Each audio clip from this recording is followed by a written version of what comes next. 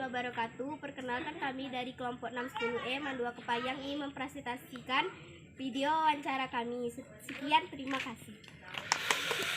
Assalamualaikum warahmatullahi wabarakatuh. Perkenalkan kami dari kelas 10E kelompok 6 Mandua Kepayang ingin mewawancarai tentang adat yang ada di desa ini. Nah, sekarang kami berada di Desa Kutorejo, Kabupaten Kepayang, Provinsi Bengkulu.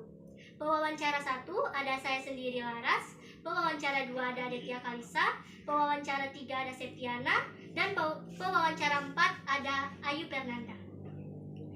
Nah, sekarang kita akan bertanya kepada narasumber.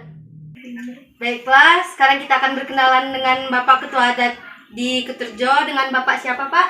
Bapak Doni. Nah, dengan Bapak Doni di sini sebagai apa perangkatnya?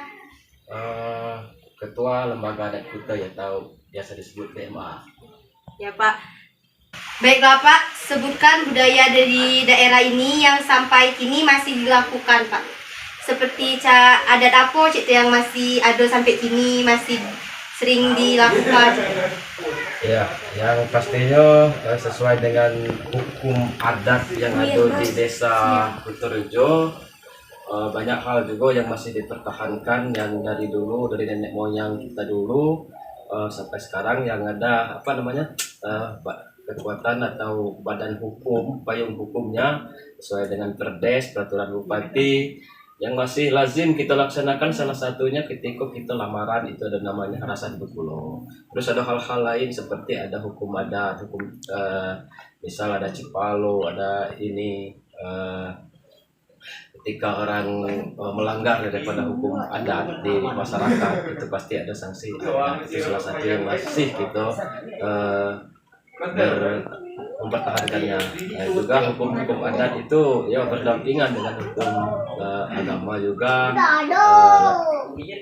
Terus banyak sekali di bidang adat istiadat ini yang sifatnya mendidik dan membangun untuk budi pekerti. Berarti ada galau tujuannya, ya, Pak? Ada tujuannya, ada manfaatnya juga. Ada manfaat, sangat ya. Nah, baiklah, mungkin teman-teman kami ingin menambahkan pertanyaan, Pak. Pak, aku pun nak nanya pula, Pak. Apa baik fungsi adat istiadat di daerah Iko, Pak? Kalau fungsinya sangat banyak sekali. Salah satunya bisa sebagai menjembatani, yaitu hal-hal yang sifatnya ketika ada konflik antara warga kita tengahkan. Terus juga fungsinya mengayomi masyarakat juga, misalnya selalu berpartisipasi untuk membantu itu masyarakat dalam hal-hal budaya. Maksudnya tuh agar tidak ada perkelahian, gitu ya, Pak? Tidak ada salah paham. Iya, salah satunya kita juga kalau sudah terjadi ya kita pasti untuk mediasi melalui hukum-hukum adat. Ketika adat hukum negara ini misalnya hal-hal sepele yang belum sepantasnya diselesaikan oleh pihak yang berwajib, itu kita untuk mediasi dan untuk menyelesaikannya secara kekeluargaan di desa. Berarti, Pak, pentingnya ada adatko di daerah Cingko, ya, Pak? Ya, sangat penting sekali. Karena apa?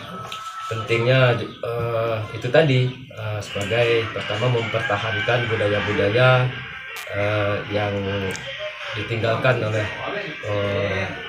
pendahulu kita yang bersusah payah itu mendirikan. Kita sekarang sebagai generasi penerus yaitu mempertahankan, yaitu melestarikan budaya-budaya adat istiadat itu.